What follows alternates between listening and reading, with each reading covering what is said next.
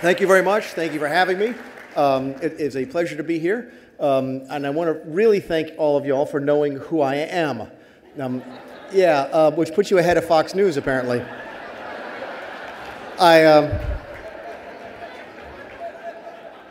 Where's the other one?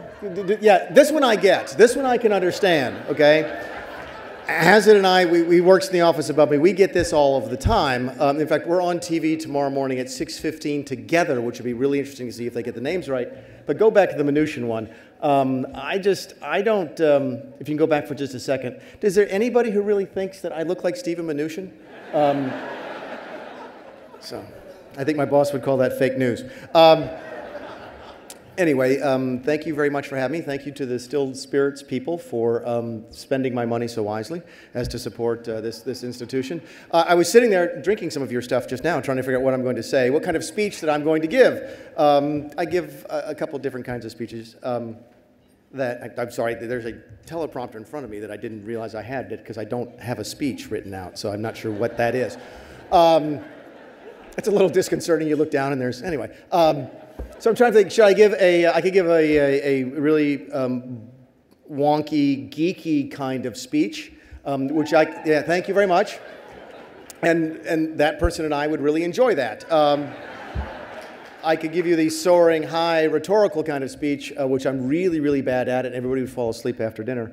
And so what I've decided to try and do is have a little fun with a speech as a third option. This is really difficult for me to do in a large group like this because my sense of humor is a little strange. At least I have one, unlike Jonah, who did an Anthony Weiner joke. Seriously, that's making it up as you go along, isn't it? So, but I'm reminded of I have, for those of you who don't know, and there's no reason for you to know, I have 18-year-old triplets, and we're sitting around the dinner table one time, and the kids were about 7 or 8, and I was being extraordinarily witty, and I can assure you that I was. And it was a tremendous combination of Monty Python and Stripes that I had woven into the conversation, and was just, I mean, I was loving every minute of it, and I was the only person at the table laughing, and my 7-year-old daughter, my only daughter, turns to my wife and says, "Mommy, is Daddy funny and we just don't get it?" And my wife said, "No, sweetie, Daddy's not funny, he just amuses himself." So it's always hard for me to sort of come up with fun and witty speeches, but I thought I'd give it a shot here today. And I thought I'd start by talking about my friend Barney Frank. Yeah, exactly. So those of y'all, this might be the only group in town I can say that to and not get shot. No, but anyway, Barney and I had a good working relationship and had become friends over the course of, we only overlapped about 2 years. And right before he left, we went out to dinner, and he was sort of giving me his pearls of wisdom as he ended his congressional career. And he was telling me about what it's really like in Washington. Again, I'd only been here 2 years at the time. And he said, "Now, Mick, and I won't do my Barney Frank impression because my staff won't let me, although I do a really good Barney Frank impression after one more glass of wine." And what he said was, you have to just be aware of what the greatest lie is in politics. Now, that's a lot of stiff competition for that, because that's what we do, right? And Barney said the greatest lie in politics is, "I hate to say I told you so." He said, "That's a lie. Everybody loves saying I told you so." And that's how I'm going to start this speech. Because I have here some things that some people, who I will name in a second, said about my first budget and our projections to get to 3% growth. And this is when I get to say that I told you so. So Ben Bernanke, I've heard of him. He's actually from South Carolina, by the way. If you've ever driven to Myrtle Beach or points south from here on Interstate 95, you've been past Pedro's south of the border. I will ruin it for you forever. Yes? Someone asked me one time, they said, somebody asked me, and they said, does Dr. Bernanke as sort of difficult and standoffish in person as he is on TV? And I said, no, he can't be that difficult and standoffish with me because I happen to know his first job was at Pedro south of the border. And that's actually true. Ben got asked in a magazine one time, said, can you really get growth over 3% in this country? And he was very short. He said, probably not. I would take the under on that. Probably one of the tamest sort of naysayers that we had. Larry Summers was a little bit more pompous, which probably doesn't surprise any of you who know Larry. He says, I do not see how any examination of U.S. history could possibly support the Trump forecast as a reasonable expectation. That's not the arrogant part. The Trump economic team has not engaged in serious analysis or been in dialogue with those who are capable of it, which I assume means him, and we did not talk to him. And he says, there is nothing in any data suggesting we're moving towards 3 to 4% growth. Lastly, Jared Bernstein, who I've sparred with a couple of times, another person who's heavily invested in seeing us fail, because his economic theories sort of go out the window if we win. Quote, still you've got Trump advisors and cabinet designees going on about how their agenda will double the growth rate from 2% to 4%. I don't see how they get there, especially if they're banking on trickle-down growth effects from their big regressive tax cuts. It's always fun. When I have a bad day at the office, I'd like to pull this out of the drawer and just read this. There's another one here, by the way, from a talking head on TV. Is one of my favorites. He said, assumptions are assumptions, but assuming 3% growth is just pie in the sky. I usually don't reference that because I know that people don't pay attention to people on TV.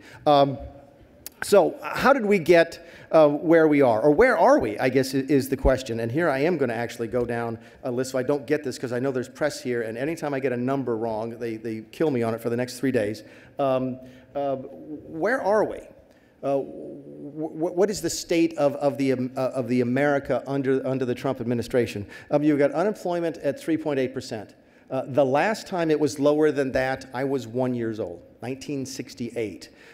Business fixed investment, which sounds really, really boring, but is really, really important when you're trying to drive economic growth, is up 10.4% on an annual basis so far this year. There's been more than 3 million jobs created since the election. The April revenues that we took in at the Treasury were over $500 billion in 1 month. It was the largest take ever, and I think everybody sort of paid attention to the Atlanta Fed that is still saying here, as we're getting to the close of the quarter, that it could be as high as 4.5% growth this quarter.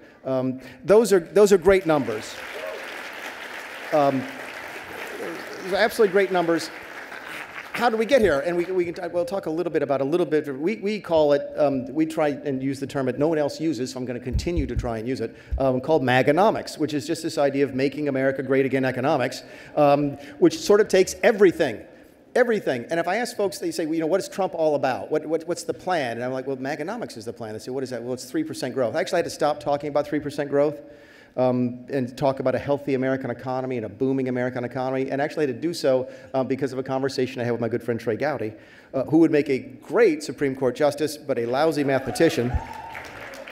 I was explaining to Trey the difference between 3% growth and 2% growth, and he's like, what's the big deal? It's just 1%. I'm like, no, it's not. It's 50%. It's a big difference between 2 and 3, and that's when I knew I had to change the message.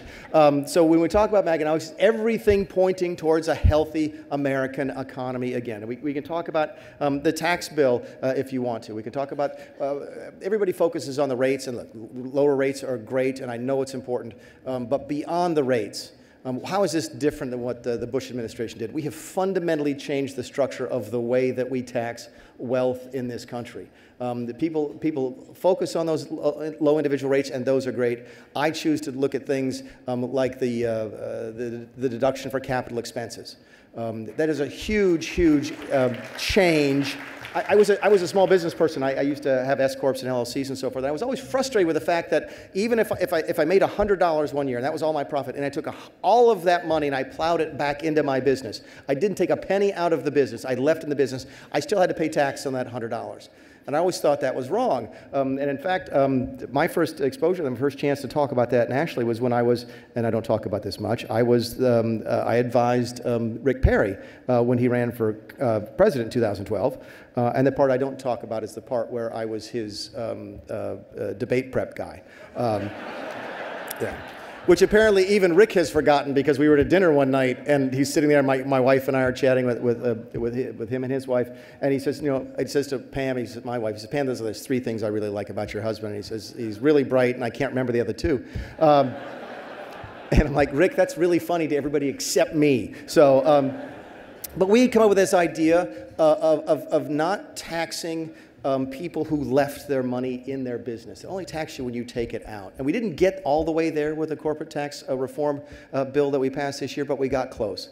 And so for the next 5 years, if you want to plug all of your money back in your business, reinvest in yourself, reinvest in your workers, reinvest in your ideas and your dreams, we are going to give you a tax incentive to do that. That is a tremendous incentive to grow. And I think you, by the way, someone asked me before, I was here, there was maybe it was Jared Bernstein or somebody else saying that there's no way that the tax changes have any impact on economic growth. And I think that's actually right. I think what you're seeing right now is the impact of the other things that we have done, and I'll talk about what Naomi's doing in a second on deregulation. But I actually think things could actually get even better because I don't think you've seen the full impact of the tax bill into the overall economy. What else are we doing outside of taxes? We're energy. Of course, the one thing that everybody sort of ignores on the tax bill was the fact that we got Anwar opened up again. It took us 40 years to do that. I think we finally got the XL pipeline permitted. The DOE just approved a new permit for a huge LNG plant down in Texas. We've ended the prohibition on coal leasing on federal lands again and again and again. In fact, Ryan Zinke, who's a good friend of mine, a little bit crazy, but I suppose you have to be a Navy SEAL, has a tremendous idea on incentives, on using incentives. And the incentive plan that we're trying to get Congress to approve is, look, I have this many leases on federal lands. Okay? If I can get a marginal increase in those leases and increase the money coming in from the leases, let me keep half of it to improve the national parks. What a tremendous incentive and what a tremendous way to use money efficiently and to get them to actually do something for the right reason. So that those types of ideas are flowing through, those types of accomplishments are flowing through, which is why I think in large part you're seeing us now. I think we're the largest oil producer in the world, largest gas producer in the world. That's the first time we've been a net exporter of natural gas for 60 years. So there again, within energy, everything's sort of moving in the right direction, moving towards a healthy American economy again. Reorg, you may have seen this this week. I talked a little bit about this at the cabinet meeting, which, by the way, I didn't know was going to be live on television until right before it was, which is always a little disconcerting. And what we talked about was some of the examples of how screwed up the government is. And the one I didn't get a chance to talk about because I can never remember who it is that there's some agency, and I cannot remember which one it is, that it really should be at Commerce, and it's not. I think it's at Interior, and I can never remember which one it was. And the only reason it's not at Commerce is that Nixon didn't like the Commerce Secretary. Okay? Which seems like a really reasonable thing to do at the time, but it's a really stupid reason to put a program where it's not supposed to be. And when you don't reform a business, when you don't reform an organization, when you don't reform a government for 100 years, you end up with the stuff that I talked about at the cabinet meeting, which is this. We regulate cheese pizza at the FDA. Okay? If you put a single piece of pepperoni on it, it is now regulated by the USDA. Okay? If you have an open face roast beef sandwich, it's regulated by the USDA, I think. Sometimes I get these backwards. If you add a piece of bread on top, it's regulated by the FDA. If you are a salmon swimming in the ocean, you are regulated, I'm not sure you know that if you are, but you actually are, by the Department of Commerce. But if you swim upstream, you are governed by the Department of Interior, and you have to climb a fish ladder owned by the U.S. Army Corps of Engineers to get there. Okay? This is just stupid. It's just it makes no sense at all. This is what we're trying to fix in reorg. When I was 15 years old, I worked for a summer in Charlotte, North Carolina, in a freezer for a guy who made pizzas. And it never occurred to me that he actually had to change his regulatory outlook and the government agency he was dealing with when he went from making cheese pizzas at 9 o'clock in the morning to pepperoni pizzas at 10 o'clock in the morning. Think about the combined burden that those types of things add to our economy and the type of opportunity we have to make things better. So, but that's not what I came to talk about tonight. I want to talk a little bit about deregulation.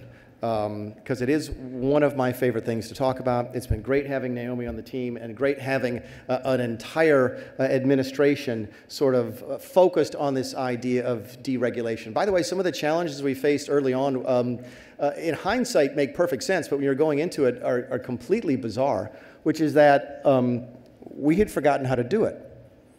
So we get there in the first day, we're like, look, we'd like you to please start deregulating. And they, a lot of the agencies look around and go, well, how do we do that? A lot of them had not been there since the last time government tried to deregulate. I mean, the last real big deregulation push was probably during Reagan. So if you've only worked at the Department of Commerce for 20 years, you've probably been not even asked to do it. In fact, we found that at certain agencies, they did not even have a box on the forms for deregulating. So we had to figure out a way to use muscles that we had forgotten to use for a long period of time. And that was the first challenge that we faced. But we overcame that. We overcame a lot of challenges. It's been a very successful year for us. I think last year, the president gave us a goal of get rid of 2 regs for every one new one that came in. We ultimately finished at 22 to 1, which is not too bad. Actually, again, because the press will make fun of me if I get this wrong, it was 67 to 3, so we do some rounding on that one. One of my favorite stories about it, though, was how we got there. By the way, the numbers were fairly large last year. So when you talk about the 1,500 or 1,600, however many it was last year, you're probably not going to see that large of number again this year, right? You'll see a different type of deregulation this year, but here's why. Keep in mind, it takes just a rule of thumb is it takes about as long to undo something in the regulatory world as it does to do something. So all the stuff that the Obama administration did sort of willy-nilly on the way out the door, did in short order, we were able to undo in short order, okay? The big stuff is harder, and you have to go through the appropriate procedures of the Administrative Procedures Act to get stuff done. So last year, you saw a lot of small things undone, or stopped, or revised, or whatever. And that's how you get that huge number. This year, you're not going to see the same number, but you're going to see the really weighty stuff. The really, really weighty stuff. So we have CAFE standards, we have waters of the U.S., we have the really big stuff coming this year. So that's extraordinarily exciting. But my favorite story, and Naomi always starts to get nervous when I talk about this, is what happened like the first week on the job. We had called our team in, and we're trying to figure out how we're going to hit this 2-for-1 and how we're going to dereg. And one of the senior staffers looks at me and says, well, we could start with a secret list. And I said to myself, I'd never heard of that. And they said, yeah, it worked, didn't it? So apparently what the previous administration had done back before the re-elect in 2012 is to start to move a bunch of things into what they called a pending list. And I think an academic found this a couple years ago, but it really didn't get a lot of attention, and I certainly had never heard of it. And what they essentially did was take all these things that may have been a little bit controversial, maybe satisfies their left wing of their party, but maybe might turn off the centrists that they need in the 2012 re-elect, and they put this on the pending list, which was not public. Okay? I think, what was it, Renee, 800 things on the list or something by the time we took a look at it? And we just decided, okay, that's great. Why don't we make this stuff public? And the things started going away very, very quickly after we started shining the light on them, and after we started to make the decision and make it very public that we are not doing secret lists anymore. If we're going to regulate or deregulate, you're going to know about it. The net effect, oh, by the way, we've also, people always talk about that 2-for-1 and that 3-for-1, 22-1, we also have the regulatory budget. The president gave us 2 rules, and the 2-for-1 gets a lot of attention. The regulatory budget doesn't get nearly as much attention, which is put the 2-for-1 aside. In addition to that, you can't add $1 of new reg until you get rid of $1 of old reg. It has to be revenue neutral. Yeah, I thought it was a good idea, too. And once again, there we've exceeded that. I think we're at negative, it's almost $500 million a year. You compare that to the I'll get this right, the $12 billion that the Obama administration added to the regulatory burden in this country in just their last 8 months. So you're seeing it not only in the numbers, seeing not only in the gravity, but you're seeing it in the dollar impact on our economy. It is one of the great success stories, I think, of this administration, something that the president doesn't get nearly enough credit for, and I really do think it's what's driving the economic growth that you're seeing now. The stuff that you're seeing now is driven not by the tax law, because that's not filtered through the system yet, I don't think. I think what you're seeing is a realization from businesses, small and large, from sole proprietors, from entrepreneurs, that says, you know what, the government's not out to get me anymore. I have at least 4 years, maybe 8 years, to really do my stuff, do my thing, be creative, be successful, create some wealth, and the government won't come and step on my neck if I start to succeed. And I think that has been a tremendous improvement. And now I get to my one graph. I could not do this without a graph. So if you could put up the last graph, this is what it looks like in terms of paper. There it is. These are the pages in the Federal Register last year. So we're down over a third from last year. Keeping in mind, we actually have to put paper in the registry to undo stuff, so a lot of that is deregulatory action as well. But I think you can see a lot of this more to come. The president was at a ribbon cutting with Naomi when we announced some of this and brought in all of the paper from the Federal Register last year, and he said, this is not going to happen again. So I think you get a chance to really see where the rubber meets the road and how we are focusing on getting the government out of the way. What does all this mean? You know, and again, I always struggle with how to take all of that, all those good things that are happening, and explain it to people. And clearly, as my conversation with my good friend Mr. Gowdy goes, talking about 3% growth doesn't get it. So I do it like this. If you're in this room and you're under 30 years old, this is the first time you've had a chance to work in a healthy American economy. You've been told since you got out of college or out of high school that 1.9% growth, that stagnant sort of growth, that slow growth is the new normal. And for that reason, it's been hard to find jobs, hard to find a good time jobs, hard to find opportunities, hard to match up your degree with your job. And it's different now.